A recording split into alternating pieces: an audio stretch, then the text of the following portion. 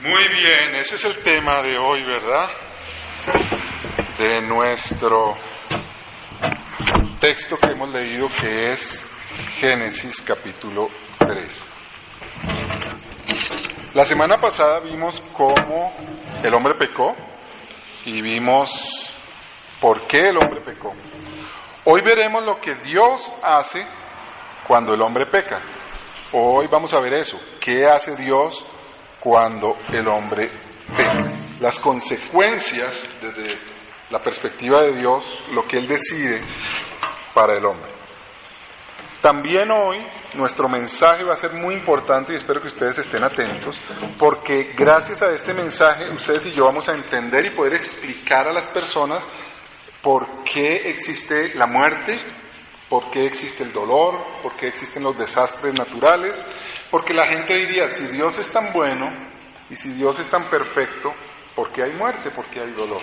Y ustedes y yo vamos hoy a aprender a responder a esa pregunta y a deleitarnos, aún a pesar de que hay muerte y hay dolor, deleitarnos en el amor de Dios que es en Cristo, gozarnos en el amor de Dios que es en Cristo y estar muy agradecidos de ese amor de Dios en Cristo Jesús.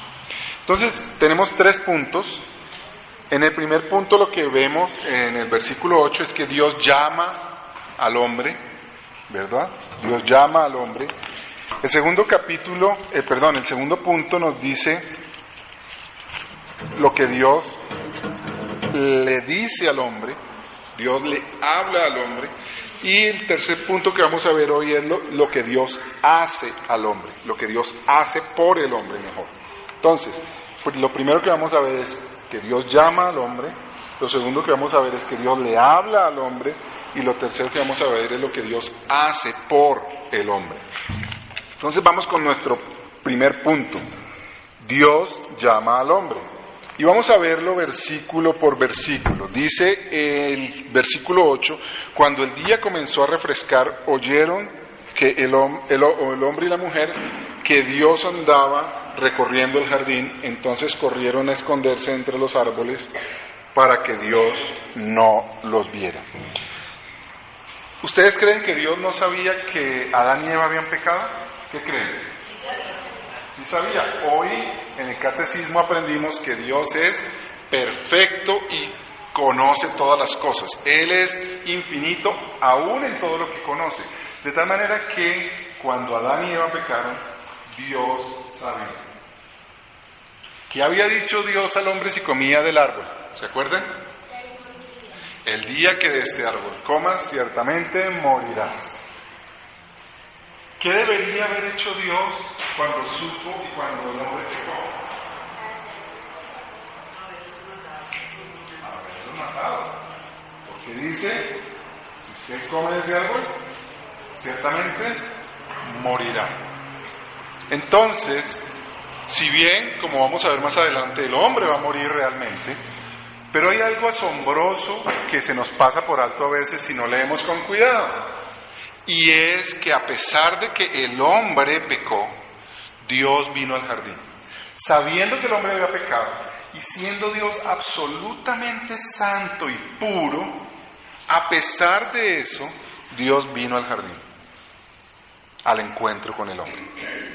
Dios vino a encontrarse con el hombre. Podemos entender que Dios es amoroso y misericordioso porque vino al jardín al encuentro del hombre pecador. Luego dice, en el versículo 9, pero Dios el Señor llamó al hombre y le dijo, ¿dónde estás tú? Primero que todo, ¿a quién llama? Al hombre, al varón, a Adán. La semana pasada estábamos hablando con alguien que realmente se sentía muy afectada porque ella escuchaba los sermones en que la mujer tenía la culpa. Pero fíjense ustedes, ¿a quién está llamando Dios? ¿Está llamando a la mujer? ¿O a la serpiente? ¿A quién está llamando Dios? ¿Por qué está llamando al varón? Porque el hombre tenía la autoridad, y si tenía la autoridad tenía la responsabilidad. El que tiene la autoridad tiene la responsabilidad. Adán era la cabeza, Adán era la autoridad, a Adán le había dado Dios la palabra. Era a Adán a quien Dios le había dicho que de ese árbol no podía comer.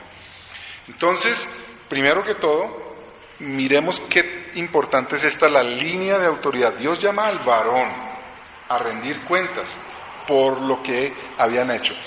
Pero lo segundo, lo llama a rendir cuentas.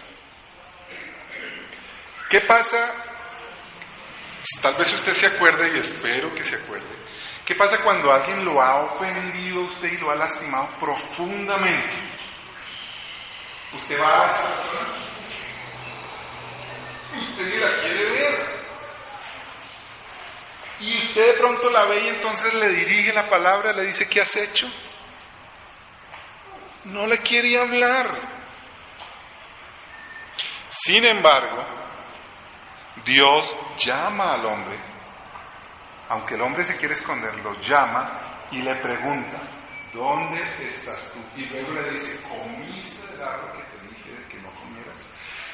Imagínense que es el caso de un papá con su hijo. El hijo rompe el vidrio y el papá le dice: ¿dónde estás tú? Y el hijo le dice aquí, le dice: ¿rompiste tú el vidrio?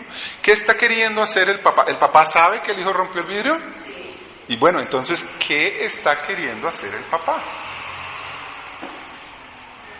El papá está queriendo que su hijo reconozca y se arrepienta. Eso es lo que Dios está haciendo aquí. Miren a Dios cómo es de misericordioso. Llama a Adán y a Eva y los llama con un propósito: que ellos reconozcan y se arrepientan y pidan perdón. Entonces vemos aquí a un Dios misericordioso en el jardín, yendo al encuentro del hombre y llamando al hombre, llamándole, diciéndolo: ven aquí, arreglemos cuentas, arrepiéntete, pide perdón, reconoce lo que has hecho. Luego sigue el versículo 10.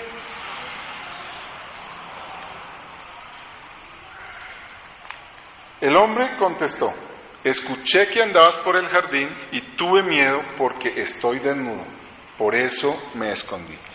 Dos cosas trágicas pasan aquí, terribles. Primero, que Adán tuvo miedo. ¿De dónde surge el miedo?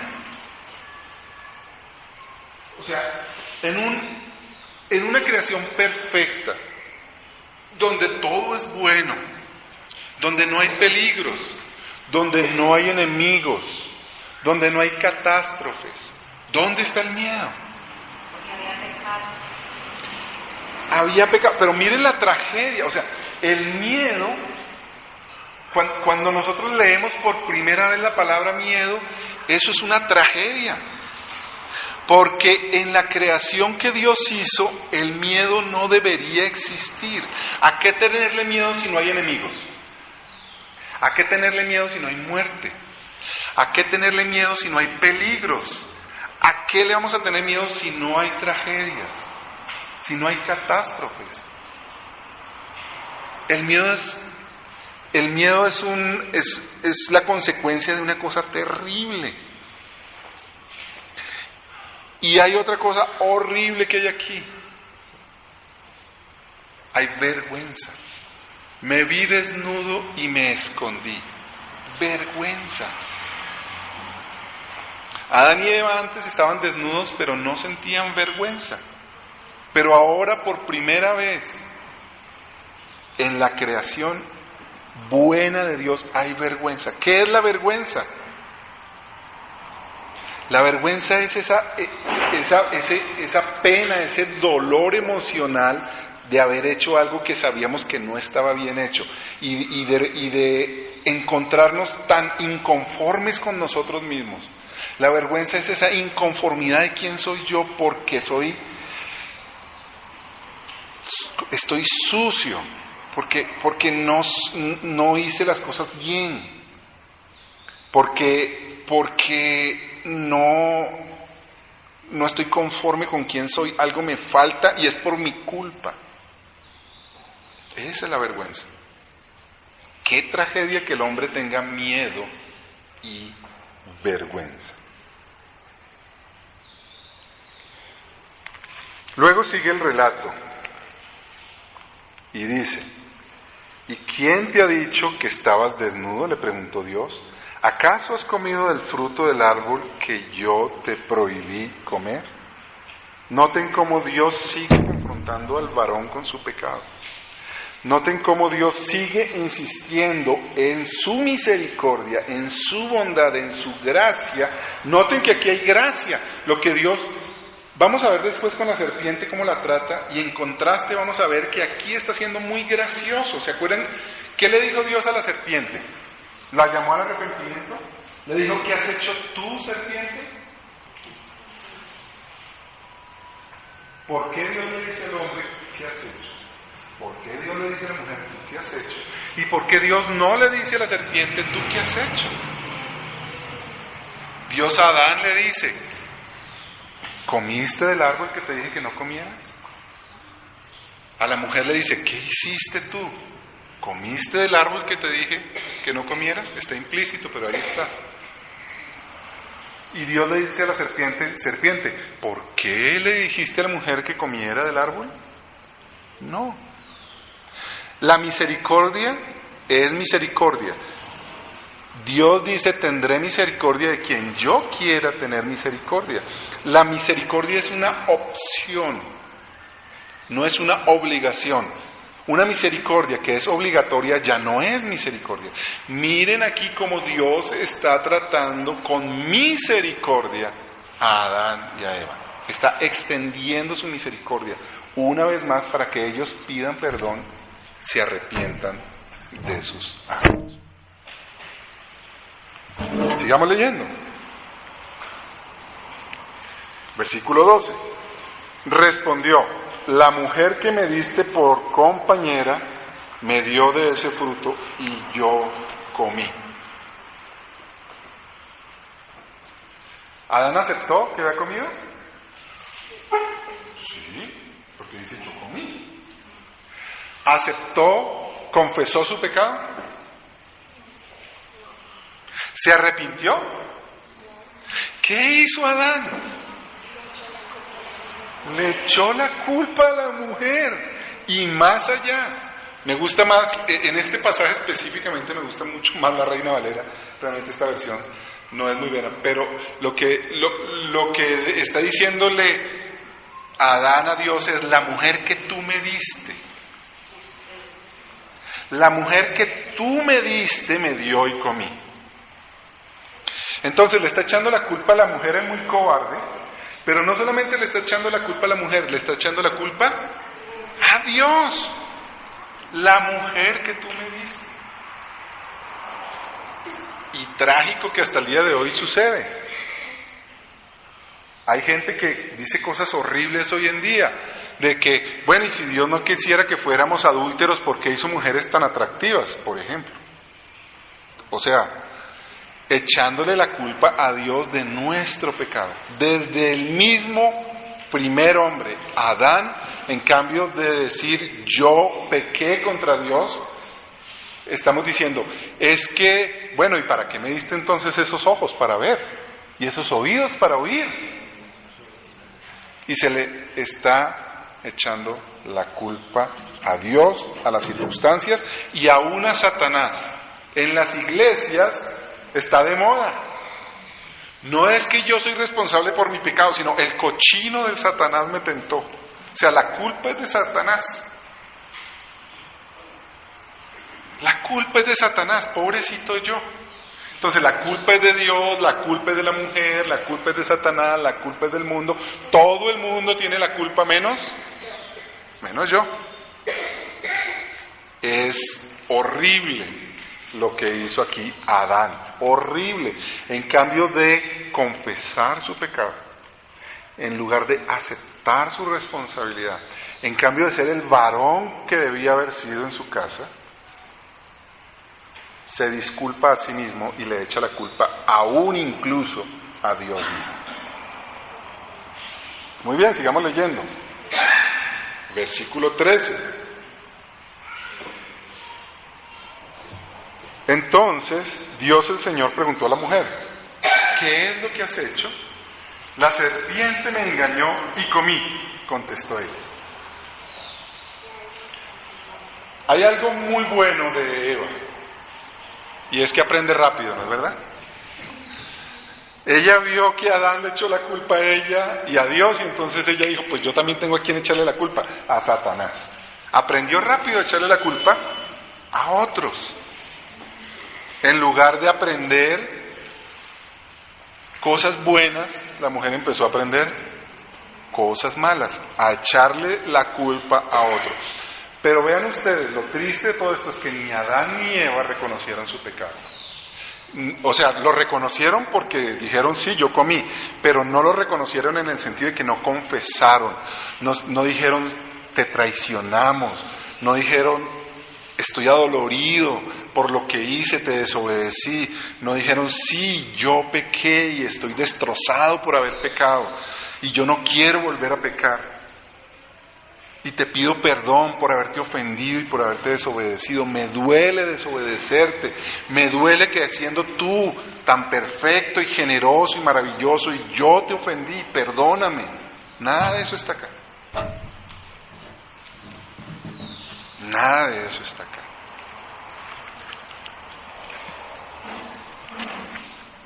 Pero aunque Dios sabía que nada de eso iba a estar, que no iba a haber arrepentimiento, que no iba a haber confesión, que no le iban a pedir perdón, aún así Dios vino y llamó.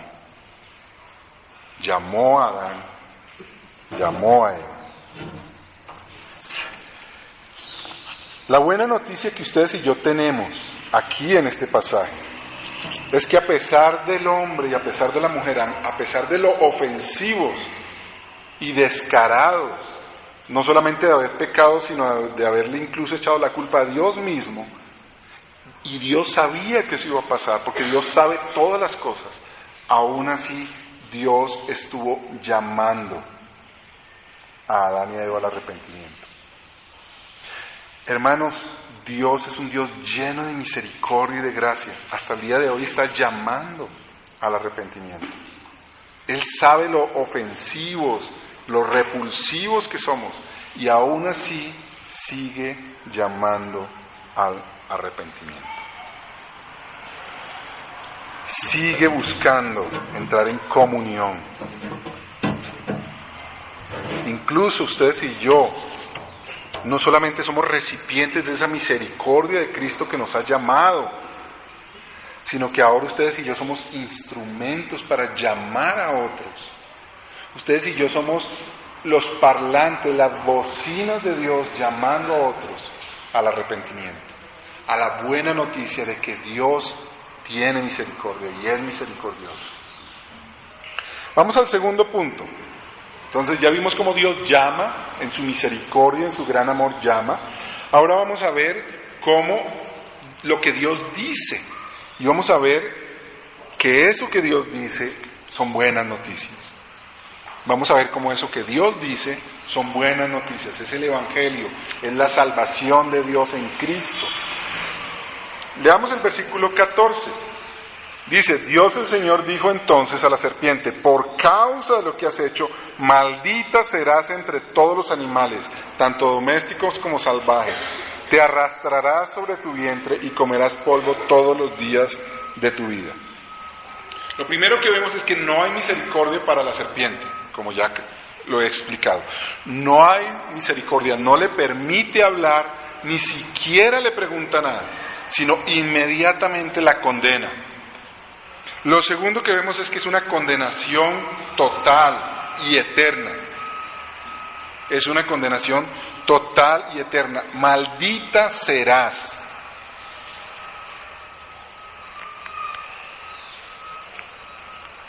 ¿En qué consistió la condena para la serpiente? Humillación. No humildad, porque la serpiente no es humilde hasta el día de hoy y jamás será humilde. Pero como no es humilde, será humillada. Como la serpiente no es humilde, será humillada. Fue humillada ayer, hoy y por los siglos de los siglos. Humillada, eternamente, totalmente. Y luego viene el versículo 15. Pondré enemistad entre tú y la mujer, y entre tu simiente y la de ella. Su simiente te aplastará la cabeza, pero tú le morderás el talón. La maldición sobre la serpiente es eterna, porque no hay para ella misericordia de Dios, no hay para ella buenas noticias, pero sí hay buenas noticias en lo que Dios está diciéndole a la serpiente. Las buenas noticias son para los seres humanos que están allí escuchando. Le dice a la serpiente que será derrotado y que una simiente de la mujer, y ustedes y yo sabemos quién es esta simiente de la mujer. La simiente de la mujer es Cristo. El Nuevo Testamento nos habla muy claramente que este que está prometiendo Dios aquí a la mujer implícitamente y al hombre, al hablarle a la serpiente, es Cristo. Y esa simiente que es Cristo aplastará a la serpiente, es decir, la derrotará completamente. Y no solamente la serpiente, sino las obras de la serpiente, la catástrofe que la serpiente hizo producir al pueblo de Dios. Esa catástrofe será quitada. Todas esas consecuencias terribles a causa de la desobediencia serán quitadas y han sido quitadas en Cristo. Aquí los teólogos hablan de que esta es la primera vez que aparece, por lo menos tan explícitamente, la buena noticia de salvación en Cristo. Aquí explícitamente Dios dice que vendrá un ser humano que derrotará a Satanás y toda la obra de Satanás. Pero también Dios decreta la oposición total entre dos simientes. Esas dos simientes son: una, todos aquellos que escuchan a la serpiente. ¿Se acuerdan lo que la serpiente le dijo a Eva? Serás como Dios, conociendo el bien y el mal. Todas esas personas que creen que ellos cumplen el bien y el mal, que ellos deciden lo que está bien y lo que está mal. Todos aquellos que en su soberbia, en su altivez, en su prepotencia, en su orgullo, dicen: yo soy el que he hecho lo bueno. Que dicen: yo soy el dueño de mi destino. Aquellos que dicen que yo soy el que he ganado la salvación. Todos aquellos que dicen yo soy, son de Satanás. Escuchen la voz de la serpiente que les dice: serán como Dios, yo soy. Muy interesante que aquí está el nombre de Dios, están ambos, Elohim o Elohim, que es el genérico de Dios, pero también está Yahweh o Jehová, que es el nombre con que Dios se reveló a Moisés, y hoy hablamos un poquito de ello, estudiando el Catecismo Menor de Westminster. ¿Quién es Dios? Es el gran yo soy. Entonces, todas las personas que dicen yo soy, esas personas le están haciendo competencia a Dios. Esas personas están diciendo yo soy Dios. Y está la simiente de la mujer. La simiente de la mujer es aquella que es humilde como Cristo. Ellos no están diciendo yo soy, están diciendo Jesús es. Jesús es. Jesús es mi Salvador, Jesús es mi riqueza, Jesús es mi importancia, Jesús es mi vida, Jesús es mi satisfacción, Jesús es mi plan, Jesús es mi Salvador. Dos simientes y enemistad entre el uno y el otro. Hasta el día de hoy hay enemistad entre los yo soy y los Jesús es.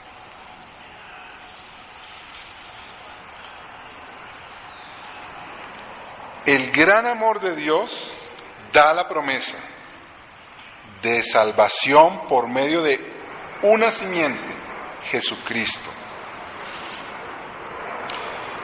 Pero también Dios dice a la mujer, versículo 16, multiplicaré tus dolores en el parto y darás a luz a tus hijos con dolor. Desearás a tu marido y él te dominará. Una vez más aquí, no me gusta mucho esta traducción, pero en otra traducción como la Reina Valera dice que, bueno, lo de la parte del dolor está muy parecido, pero dice tu deseo será para tu marido y él se enseñoreará de ti. Lo que vemos aquí es, claro, hay un castigo de Dios, pero noten ustedes que el castigo de Dios es un castigo misericordioso. Lo que debería haber recibido la mujer es la muerte eterna, totalmente destituido, sin esperanza.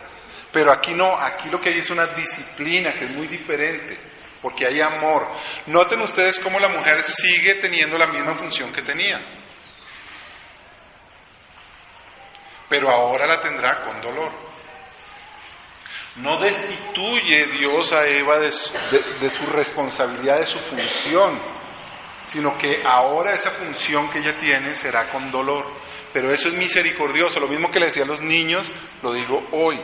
Es la disciplina de Dios, la disciplina que busca salvación, no la condenación.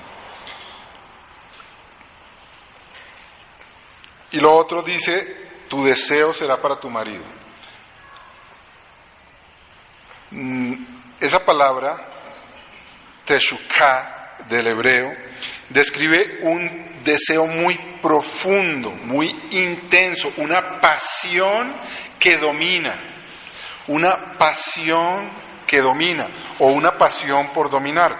Esta palabra solo ocurre 3 veces, pero una más ocurre más adelante y pronto la veremos, pero quiero leerla para poder entender aquí lo que quiere decir.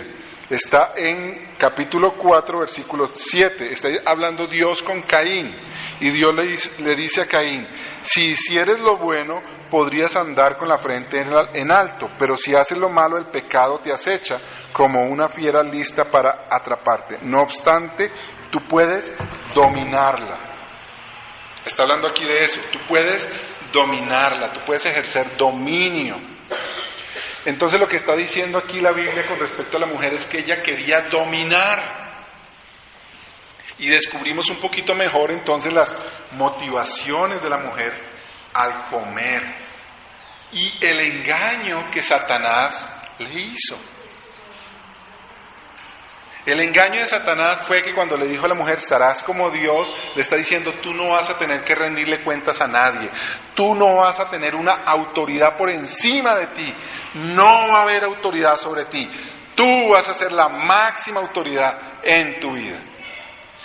Eso fue lo que le dijo Satanás a la mujer, y eso fue lo que la mujer creyó, y eso fue el engaño.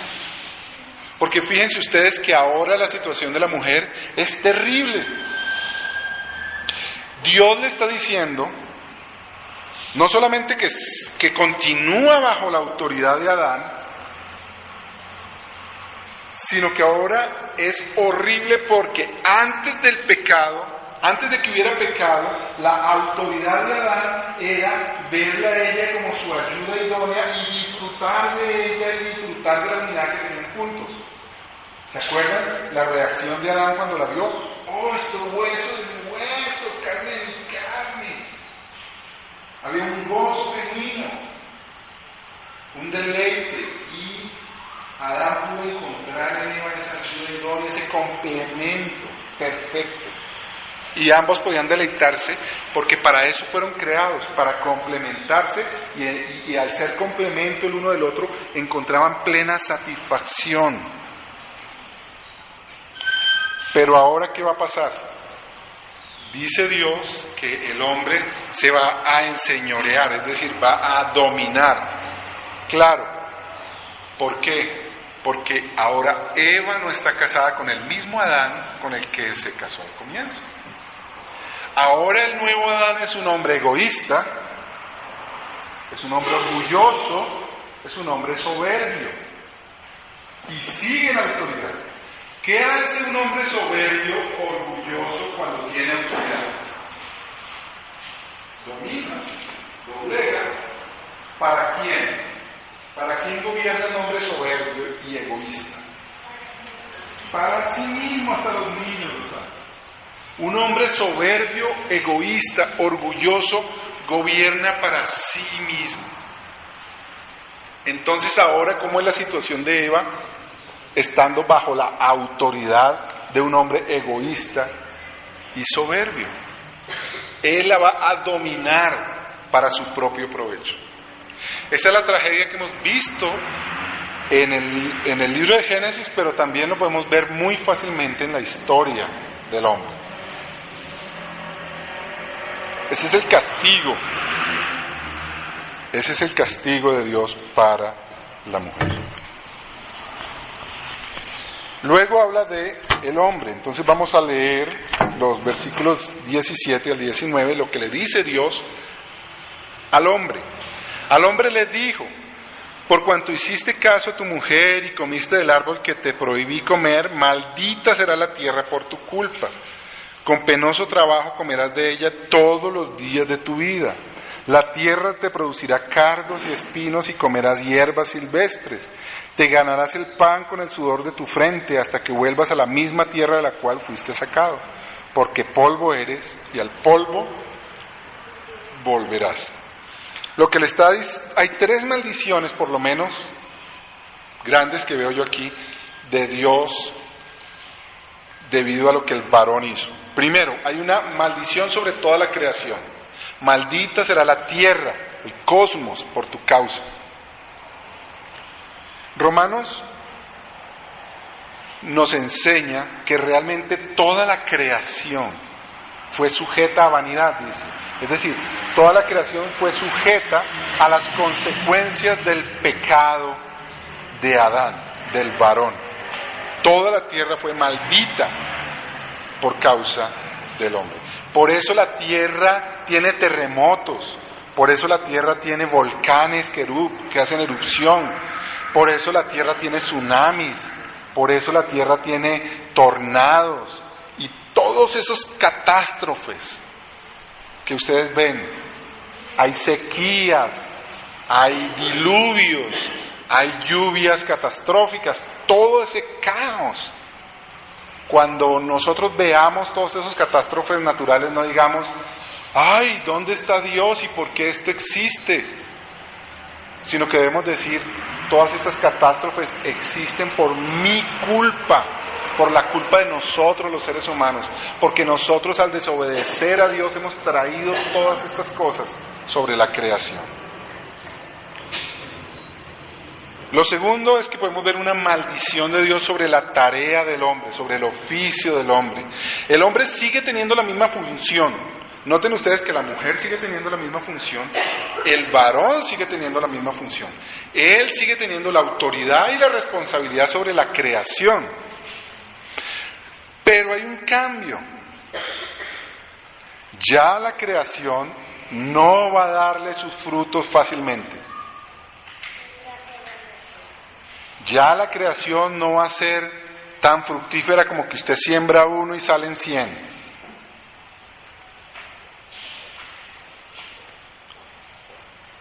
Sino que la tierra va a dar cardos y espinos. Es decir, en otras palabras, esto es un lenguaje más o menos simbólico, es que va a haber maleza, va a haber bichos, plagas, va a haber sequías. Va a ser difícil. Lo que antes para el hombre iba a ser fácil, y no solo fácil, sino gratificante, porque el hombre encuentra el sentido de su vida en la función por la cual Dios lo puso, y ahí encuentra entonces su satisfacción también. Ahora, la maldición está en que aunque el hombre sigue teniendo la misma función, ahora no va a tener la misma satisfacción. Va a trabajar mucho más duro de lo que debería trabajar y va a recibir mucho menos de lo que debería recibir. Y cualquier persona aquí que es empleado sabe de qué estoy hablando. Trabajamos mucho y recibimos muy poquito. Y nunca estamos satisfechos. Hay una maldición sobre el trabajo. sobre la tarea del hombre. Y eso implica también que va a haber injusticia social, que va a haber salarios injustos, y es por la misma razón. Los hombres son egoístas y por lo tanto, y soberbios, y por lo tanto no existe bendición sobre la tarea. Y tercero, hay maldición sobre la vida de Adán y del hombre. Dice que van a morir. Ahora, ¿dónde está el Evangelio en todo esto? ¿Dónde está el Evangelio en la maldición sobre la creación, la maldición sobre la tarea y la maldición sobre la vida de Adán? Bueno, el Evangelio nos dice que, por ejemplo, Romanos 8:20 nos dice que la creación está esperando la redención. En Cristo Jesús hay una nueva creación. La creación será renovada, será hecha totalmente nueva y mejor. La mala noticia la recibimos con el primer Adán, pero con el segundo Adán recibimos la buena noticia. Y la buena noticia es que ese mismo Dios, que es Jesucristo, que por medio de su palabra creó todo esto que ustedes y yo vemos, ese mismo Jesús hará nuevas todas las cosas. Una redención maravillosa, en donde ya no van a haber catástrofes porque tampoco va a haber pecado, porque Él habrá limpiado, Él ha pagado por todos los pecados y ya no va a haber pecado. Incluso ustedes y yo, yendo a la maldición de Adán sobre la vida y sobre la muerte, nuestros cuerpos hoy se están corrompiendo, se están desgastando a causa del pecado y de la condenación de Dios. Pero Dios promete una restauración total de nuestros cuerpos, a unos cuerpos que ya no se corrompen, que ya no se envejecen, que no se enferman, porque no va a haber pecado. En Cristo hay esa buena noticia de redención, pero también hay una redención hoy y aquí y ahora. Ustedes son bendición para la creación, porque los hombres sin Cristo, los yo soy del mundo, usan la creación para sus propios fines egoístas, dañando la creación. Pero ustedes, los hijos de Dios que tienen a Cristo, ustedes ahora son los buenos administradores de la creación. Ustedes ahora pueden administrar y deben administrar la creación. Como ustedes ya no son soberbios y egoístas, ustedes ya no lo hacen para beneficio personal, sino buscando que la tierra produzca sin ser dañada. ¿Saben? Ustedes son los mejores y los más perfectos ecologistas que debe tener una sociedad. Porque ustedes ahora van a trabajar la tierra sin egoísmo. Van a dejar que la tierra descanse, por ejemplo. Cosa que no hace el ser humano sin Cristo. Pero el pueblo de Dios, y si ustedes se acordarán que en los mandamientos de Dios incluso estaba dejar descansar la tierra. El pueblo de Dios es redimido para que pueda administrar bien la tierra. Sobre las tareas, las personas jamás tendrán satisfacción y plenitud, pero seguirán buscándola en su oficio, en su trabajo, y siempre necesitarán más, siempre estarán hambrientos, siempre estarán frustrados. Hasta los hombres más ricos sobre la tierra están frustrados e insatisfechos. Pero en cambio los que estamos en Cristo estamos satisfechos con el trabajo que Dios nos ha dado. Damos lo mejor de nosotros, como hemos visto en Colosenses, damos lo mejor de nosotros y estamos satisfechos con lo que Dios nos da. Estamos llenos, colmados, completos en el trabajo que Dios nos ha dado. Y tenemos la esperanza de la resurrección de nuestros cuerpos. Ese es el Evangelio que Cristo trae. Ha revertido todas las tragedias del pecado, casi todas, y lo hará en la consumación. Cuando Él venga por segunda vez, lo hará totalmente. Tercero, vamos a ver lo que Dios hace. En el versículo 20 dice: el hombre llamó a Eva a su mujer porque ella sería madre de todo ser viviente. Adán le creyó a Dios cuando le dijo que de la simiente de la mujer vendría la salvación. Y le puso por nombre eso, Eva, que es vida o fuente de vida. De tal manera que, miren lo maravilloso, siendo el hombre pecador, aunque él no pidió perdón, aunque él no le dijo a Dios, lo siento, estoy adolorido y avergonzado por mi pecado hacia ti, aún así Dios en su misericordia le dio fe para creer en ese Salvador prometido de la simiente de la mujer. Le dio fe a Adán y Adán pudo llamar a su esposa fuente de vida. De ti vendrá la vida, de ti vendrá el Salvador. Versículo 21. El Señor hizo ropa de pieles para el hombre y la mujer y los vistió. La vergüenza de Adán y Eva de estar desnudos, Dios la cubrió. Por eso la Biblia habla de que Jesucristo y la vida justa de Cristo, la vida perfecta de Cristo, pero también su muerte y su resurrección, su sacrificio en la cruz es con lo que Jesús nos viste. De tal manera que ahora nosotros hemos sido cubiertos de nuestra vergüenza. Por eso ustedes y yo, a diferencia de Adán y Eva, ahora podemos confesar nuestro pecado. Si yo no he sido el marido perfecto de mi esposa, yo puedo ir y decirle, mi amor, perdóname porque hoy no te amé como debería haberte amado. No te protegí como debería haberte protegido. No te puse en primer lugar en mis prioridades como debía haberte colocado. Lo puedo hacer y usted y yo lo podemos hacer. ¿Saben por qué? Porque la vergüenza ha sido cubierta por Cristo. ¿Quién puede ahora juzgarme si ya Cristo me perdonó? ¿A quién tengo yo que mostrarle cuán grande soy, puro soy, perfecto soy o santo soy? A nadie. ¿A quién voy a engañar? A nadie. Entonces yo puedo con libertad y confianza confesar mis pecados. Esa es la obra de Cristo. Él nos cubre con su perfección y ahora nosotros somos vistos frente al Padre como santos, puros y perfectos, porque una vez y para siempre Dios lo hizo por medio de Cristo en la cruz. Romanos 13:14 dice, vestíos del Señor Jesús y no proveáis para los deseos de la carne. Aún podemos luchar contra el pecado, incluso al vestirnos de Cristo. Al vestirnos de Cristo ya no necesitamos, porque ¿qué es el pecado? El pecado es todo aquello que yo pongo en primer lugar antes que a Cristo. Aquello que yo pongo en primer lugar antes que a Cristo porque me amo a mí. Porque me amo a mí. Entonces pongo unas cosas primero que a Cristo para satisfacerme a mí. Pero cuando yo estoy revestido de Cristo, cuando ya yo no soy importante, cuando yo me he podido negar a mí mismo y decir, Cristo es el importante, entonces yo puedo luchar y voy a tener victoria sobre el pecado.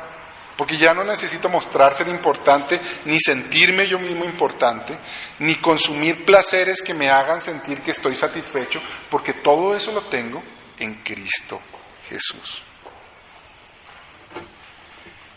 Versículos 22 y 23.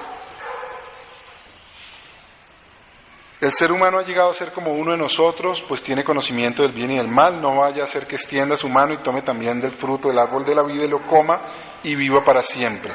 Entonces el Señor expulsó al ser humano del jardín del Edén para que trabajara la tierra de la cual había sido hecho. Luego de expulsarlo puso al oriente del jardín querubines y una espada ardiente que se movía por todos lados para custodiar para el camino del árbol de la vida. Otro acto de misericordia de Dios impidió a Adán y a Eva comer del fruto de la vida. Es un acto de misericordia de Dios, porque como vamos a leer, ustedes han escuchado aquí, el que come y bebe indignamente, sin entender el cuerpo del Señor, está comiendo juicio para ti. Estos dos árboles eran señales del pacto de Dios. Y comer indignamente es condenación. Imagínense ustedes si Adán y Eva comen del árbol de la vida siendo condenados eternamente. Es un acto de misericordia de Dios, haberlos sacado de allí para que ellos no pudieran comer del árbol de la vida. Y aún cuando ya Dios no puede estar en ese lugar que Él había creado para entrar en relación, aún así Adán y Eva salen del Edén con la promesa. Ellos salen del Edén con la promesa. Hermanos, qué precioso es el Señor. El Evangelio aquí en lo que Dios hace. Dios nos ha cubierto de nuestro pecado. Dios nos ha cubierto de nuestra vergüenza. Dios nos ha salvado de la condenación eterna por medio del Cordero de Dios que derramó su sangre y con Él hemos sido nosotros vestidos. La disciplina del Señor al echarlos del Edén muestra el amor. La Biblia nos dice que el Señor al que ama disciplina. Y al echarlos de la presencia de Dios y disciplinarlos, Dios está amando a los hombres. Porque ellos tienen la promesa y tienen la fe y tienen a Cristo, la sangre derramada. Han sido cubiertos. Y eso mismo tenemos ustedes y yo. Ahora que vamos a participar de la mesa del Señor, estamos reconociendo, reafirmando, recordando y alimentándonos de ese amor de Dios en el Edén. Vamos a orar. Amado Dios, queremos darte gracias por Cristo, quien es la buena noticia, el que fue prometido, esa simiente de la mujer, Señor, que desde el mismo jardín del Edén prometiste para nosotros.